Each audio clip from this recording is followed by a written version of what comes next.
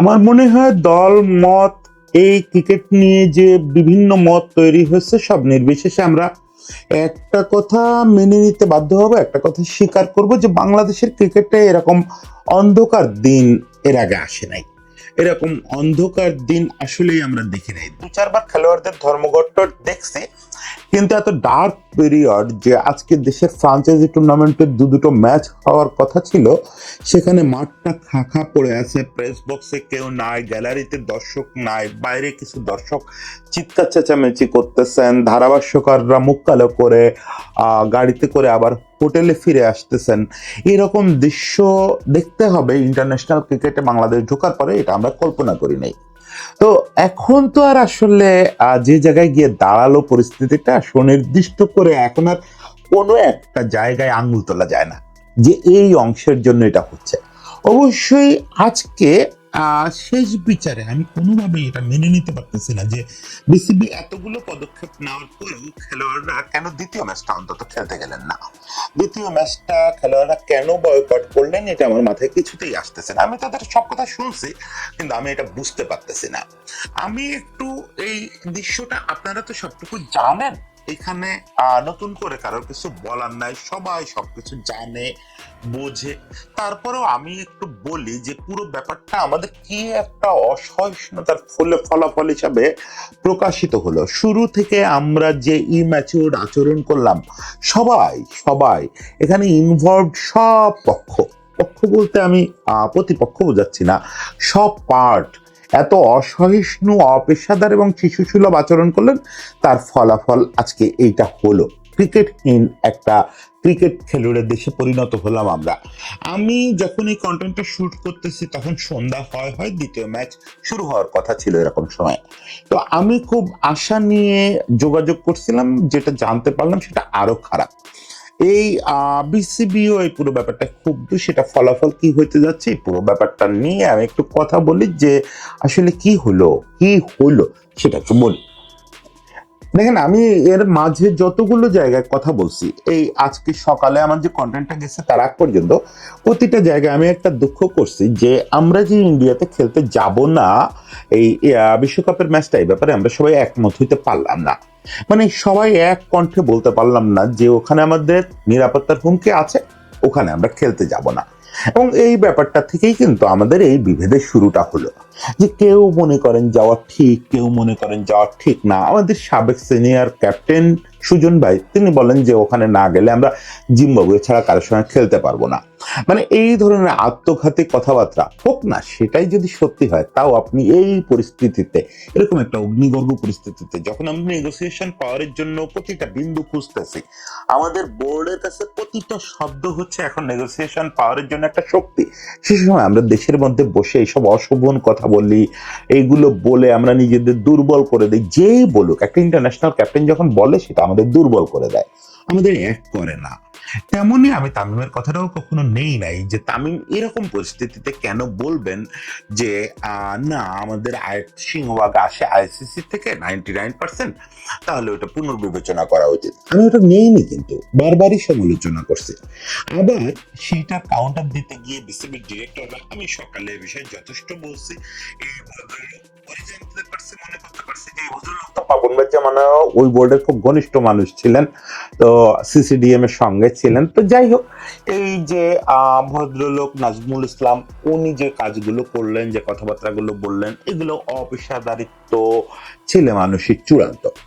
কিন্তু এর মধ্যে বিষয়গুলো সমাধান করা উচিত ছিল, এখানেই সমাধান করা উচিত ছিল, এখানে থেমে যাওয়া উচিত ছিল দুই পক্ষেরই। এখন তো আসলে প্রতিপক্ষ হয়ে দাঁড়ালো দেশের মধ্যে, যেটা বলতে খুব বেদনা লাগে। মানে বারবার ওই এক কথা বলে যে আমাদের হওয়া উচিত ছিল একটা পক্ষ, আমরা অন্য যে কোনো শক্তির সঙ্গে কথা বলবো, এই অবস্থা হওয়ার কথা ছিল।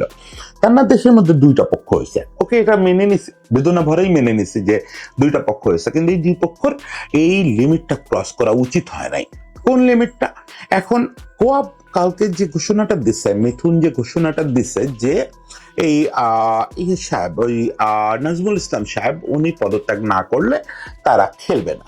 ওকে, প্রথম আলটিমেটাম হিসাবে এটা আমি হজম করতে পারছি। এটা আমি মনে করি যে কোয়াবের, আমরা তো সবসময় এই দাবি করে আসছি যে কোয়াব হচ্ছে ক্রিকেটারদের পক্ষে কথা বলবে, ক্রিকেটারদেরকেও তুচ্ছ তাচ্ছিল্য করলে সেখানে চিৎকার করবে, সেখানে তারা ভয়েস রেজ করবে। এই কোয়াবকেই আমরা দেখতে চাইছি, যে কোয়াব কালকে রাতে এই ঘোষণাটা দিয়েছে। সেটা ভালো থাকে নাই, বিশেষত দুপুরের পরে যা করছে সেটা আর একদমই ভালো থাকে নাই। দুপুর পর্যন্ত বিসিবির পক্ষ থেকে আমি যতদূর জানি মিঠু ভাই বারবার খেলোয়াড়দের সঙ্গে কোয়াবের নেতৃত্বের সঙ্গে বসে তাদের আশ্বস্ত করছেন যে তারা একটা শোকজ লেটার পাঠিয়েছেন। 48 ঘন্টা টাইম লাগে, এটা বিসিবির গঠনতন্ত্র অনুযায়ী কোন পরিচালকের শোকজের জবাব দিতে 48 ঘন্টা টাইম কমপক্ষে দিতে হয়। মানে 48 ঘন্টার আগে তারা করতে পারেন না, তাদের কিচ্ছু করেন না। এটুকু তো সবাই জানি আমরা, বিসিবির হচ্ছে 2 পদের একটা গঠনতন্ত্র, আর হাতে হাতে সবার পিডিএফ আছে, এই বিসিবির ওয়েবসাইটেও আছে, ডাউনলোড করে নেওয়া যায়। ওখানে তো কোনো প্রভিশন নাই, কোনো ডিরেক্টররে বিসিবি চাইলে সরাই দিতে পারে না। এখন নাজমুল ইসলাম সাহেব যদি নিজে মনে না করেন যে তার পদত্যাগ করার মতো কিছু ঘটছে, তাহলে কিভাবে আপনি সরাবেন? এটা তো মগের মুল্লুক না, সরালে উনি তো আইসিসিতে চলে যাবেন। আমরা অন্যান্য পথ যেরকম নিজেদের জন্য দেখাই, ওনারও সেসব পথ খোলা আছে না, কোর্ট অফ আরবিট্রেশনে যাবেন, কত যাওয়ার জায়গা আছে। তাহলে এইটা তো বিসিবি একদম দেয়ালে পিঠ থেকে গেল। বিসিবি গতকাল রাত থেকে আজকে দুপুর পর্যন্ত দুটো প্রেস রিলিজ ইস্যু করছে এই ব্যাপারে। প্রথমত তার একটা ক্ষমা চেয়ে চিঠি ইস্যু করছে, একটা প্রেস রিলিজ ইস্যু করছে। চিঠিটা আমি কালকে রাতেও অত কিছুর মধ্যে আজকে সকালের কন্টেন্টটা বলছি যে চিঠিটা কিন্তু সুন্দর, মানে এই চিঠিটাতে সবকিছু ব্যালেন্স করা হয়েছে প্রপারলি। কারণ চিঠিতে ওনার বিরুদ্ধে যে ব্যবস্থা নেওয়া হবে সেটা বলা হয়েছে, ডিসিপ্লিনারি অ্যাকশন, এবং ওনার প্রত্যেকটা কথা অস্বীকার করা হয়েছে, মানে এটা তারা ওন করে না এটা জানানো হয়েছে, এবং বারবার উল্লেখ করা হয়েছে যে তারা খেলোয়াড়দের ছাড়া কাউরে সর্বোচ্চ জায়গায় রাখতে রাজি না। বিসিবির একজন ডিরেক্টর, সম্ভবত তামিম বা তানির নাম, ওনাকেও আমি চিনি না, বাট ওনার প্রতি আমার তীব্র রেসপেক্ট তৈরি হয়েছে। উনি ব্যক্তিগত ক্যাপাসিটিতে ফেসবুকে যুদ্ধ ঘোষণা ভঙ্গিতে একটা স্ট্যাটাস দিয়েছেন যে আমার কাছে ক্রিকেটারের আগে কেউ না, ক্রিকেটারই সবার আগে। ক্রিকেটাররা কোত্থেকে টাকা পাবে না এটা বলার অথরিটি আমাদের বোর্ডের কারো থাকা উচিত না। একজন ডিরেক্টর হয়ে উনি এরকম স্টান্স নিয়েছেন, এবং আমি জানি বিসিবির অলমোস্ট সব ডিরেক্টরই এরকম ক্ষুব্ধ। খোদ এই যে নাজমুল ইসলাম সাহেব, তার সঙ্গে একাধিক ডিরেক্টর, ও মানে আমি যে ভাষায় কন্টেন্ট করছি সে তুলনায় নিষ্ঠুর ভাষায় কথাবার্তা বলছেন। এগুলো তো আমরা জানতে পারতেছি, আমরা যেমন জানতে পারতেছি, কোয়াবও জানতে পারতেছে। দুপুরের মধ্যে বিসিবি আবার একটা চিঠি ইস্যু করছে। সেই চিঠিতে তারা বলছে যে একটা নোটিশ দেওয়া হয়েছে তাকে, 48 ঘন্টা সময় দিয়ে এর মধ্যে তার জবাব দিতে হবে। এর আগে এইটা জানায় তারা বলছে খেলোয়াড়দের রিকোয়েস্ট করতেছি আমরা যে আপনারা দ্রুত খেলায় অংশ নেন। আচ্ছা, এই ঘটনা পর্যন্ত আমি বুঝলাম যে এই যে নোটিশটা দেওয়া হয়েছে, শোকজ নোটিশটা দেওয়া হয়েছে, এইটা কোয়াব জানতে পারে নাই হয়তো, আমি তর্কের খাতিরে ধরে নিচ্ছি। ফলে প্রথম ম্যাচ বয়কট করলেন, ঠিক আছে, কিন্তু দ্বিতীয় ম্যাচটা যে বয়কট করলেন, ঠিক মানে বিসিবির হাতে আপনি সবসময় এই জাতীয় লড়াই, এটা তো প্রতিপক্ষকে নিঃশেষ করে দেওয়ার লড়াই না। আমরা তো কেউ সত্যি সত্যি চাই না যে ক্রিকেট বোর্ড নিঃশেষ হয়ে যাক বা ক্রিকেটার নিঃশেষ হয়ে যাক, এর কোনোটাই তো চাই না। তাহলে নিঃশেষ করার লড়াই যদি না হয়, তাহলে তো প্রতিপক্ষের হাতে কিছু করণীয় রেখে আপনি একটা চাল দেবেন। বিসিবির আর কি করণীয় আছে এই মুহূর্তে? আমাকে এটা বলেন যে বিসিবি, আমি বিসিবির পক্ষ নিচ্ছি না, আমি আজকেও একটা স্ট্যাটাসেও বিসিবির সমালোচনা করছি। আমি এখনো মনে করি যে বিসিবি যে প্রক্রিয়ায় নির্বাচিত হয়ে আসছে এই বোর্ডটা, এটা প্রপার প্রক্রিয়া না, এটা টিকবে না। নির্বাচন হয়ে যাওয়ার পরে এটা টিকবে না হয়তো, কিন্তু তার মানে তো এই না যে তাদের মানে যারা পছন্দ করি না প্রতিটা পদক্ষেপে সমালোচনা করতে হবে। এই বিসিবির এই মুহূর্তে তো আমি আর কোনো করণীয় দেখি না। এখন বিসিবিকে মারামারি করবে ওই লোকটার এগেইনস্টে, না কি করবে? বুলবুল ভাইয়ের কি করার আছে, বা বোর্ড ডিরেক্টরদের বাকিদের কি করার আছে? আপনাদের সেই পদক্ষেপটার কথা বলতেন, তাহলে তারা সেটা করতো যে ওকে আমরা চাই বুলবুল ভাই ওনার মারুক। এইসব অশোভন কথাবার্তা বলতে চান? মিথুন ওখানে দুঃখ করে বলছেন বুলবুল ভাই কেন তার ফোন দেন নাই। মিথুনের এটা বোঝা উচিত যে বুলবুল ভাই কিন্তু এই ইস্যু ভিত্তিক ব্যাপার থেকে দূরে থাকার চেষ্টা করেন বোর্ড প্রেসিডেন্ট হিসেবে, সারা বিশ্বে যেটা প্র্যাকটিস। বোর্ড প্রেসিডেন্ট খেলোয়াড়দের এই ধর্মঘট নিয়ে সরাসরি ডিল করবেন কিনা, বোর্ড প্রেসিডেন্টের সিদ্ধান্ত বলতে তিনি এটা ডিসেন্ট্রালাইজ করতে চান। বুলবুল তো ন্যাশনাল টিম নিয়েও কথা বলে না, তার মানে কি ন্যাশনাল টিমে পাত্তা দেয় না? আপনাদের নিয়ে ভাবতেছে বলে তো উইকেটের পাশে ওইরকম বিমর্ষ হয়ে দাঁড়ায় আছে, সে ছাড়া দিন দুনিয়া কেউ নাই। আপনারা আপনাদের একজন সাবেক ক্যাপ্টেন এরকম একা ফেলে দিলেন, মিথুন সহ সবারই বলতেছে এটা ঠিক হয় নাই। আজকে দ্বিতীয় ম্যাচটা অবশ্যই আপনাদের খেলতে যাওয়া উচিত ছিল। দেখেন আমি সব সময় বলি, আজকে সকালে কন্টেন্টেও বলছি, ক্রিকেটারের চেয়ে বড় স্টেক হোল্ডার কেউ নাই, কেউ নাই। কিন্তু ক্রিকেটাররা এবং আমাদের কথা যদি বলেন, আমরা যারা পরজীবী টাইপের ব্যাপার, ওই বোর্ড ডিরেক্টরদের পরজীবী বলছি রাগ করে, ওনারা পরজীবী না, ওনাদের আসলে অনেক কাজ আছে। রাগ হয় যখন তখন বলি উল্টা পাল্টা। কিন্তু আমরা যারা কন্টেন্ট ক্রিয়েট করি সাংবাদিক, তারা তো আসলে পরজীবী। আপনারা না থাকলে আমরা তো থাকবো না, ক্রিকেটার না থাকলে এই যে উপরওয়ালা না করুক, যা যা শুনতে পাচ্ছি, যদি অনির্দিষ্টকালের জন্য ক্রিকেট বন্ধ হয়ে যায়, তাহলে আমরা তো, আমাদের পেটে লাথি মার পড়বে কিন্তু আপনাদেরও আগে। ফলে আপনাদের সম্মান দেওয়া ছাড়া আমাদের কোনো বিকল্প নাই। তারপর আমি বলি যে আপনারা সেকেন্ড ম্যাচটা না খেলতে গিয়ে ভুল করছেন, এইটা খারাপ হয়েছে। আমি এখন যেটা শুনতে পাচ্ছি এটা আরো খারাপ, আরো খারাপ। আমি এটা বলে দিতে চাচ্ছি না, যদিও আপনারা খানিকক্ষণের মধ্যেই দেখবেন কেউ না কেউ ফেসবুকে বলছে বিসিবি আবার এখন উল্টো রাগান্বিত একটা পদক্ষেপ নিতে যাচ্ছে, যেটা আমি রিকোয়েস্ট করব। এই মুহূর্তে তো কেউ মনে হয় না যে কথা শোনার মতো শান্ত মাথায় আছে। কোনো পক্ষে কাউরে এরকম মনে হচ্ছে না যে তার ফোন দিয়ে বললো, আমি কন্টেন্টে বলতাম না, ফোন দিয়ে হলে যে বলবো একটু শান্ত হন, আপনারা আধা ঘন্টা টাইম নেন, নিয়ে ভাবেন। কেউ সেরকম শান্ত মাথায় কিছু ভাবতেছে না, ফলে বিসিবিও এখন ক্ষুব্ধ হয়ে একটা পদক্ষেপ নিলে সেটা আরো দুঃখজনক হবে।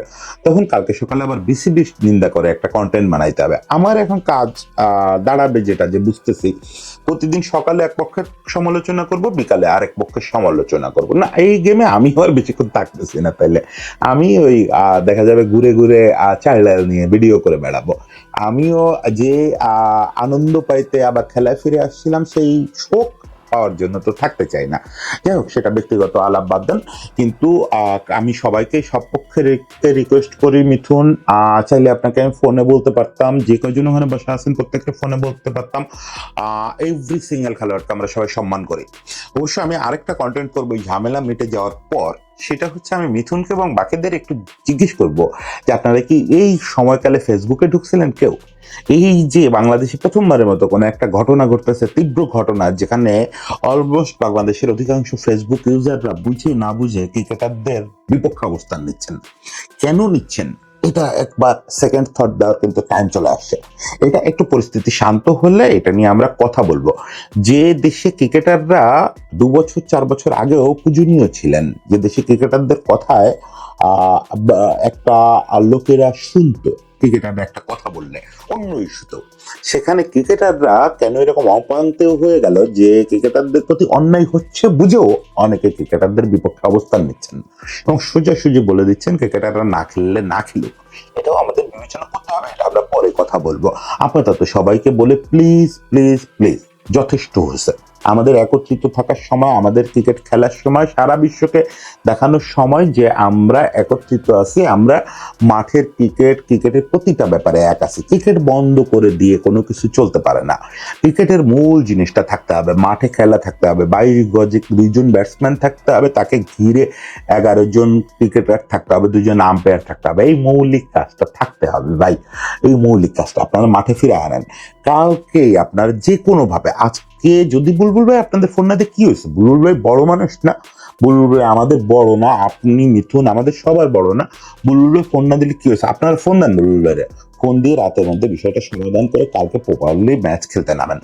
আর এটারে ডিলে করেন না। বিপিএল যদি কোনো কারণে কাল থেকে অন্য কোনো সোর্স থেকে বন্ধ হয়ে যায় ভাই, এইটা বাংলাদেশের ইতিহাস সহ্য করতে পারবে না।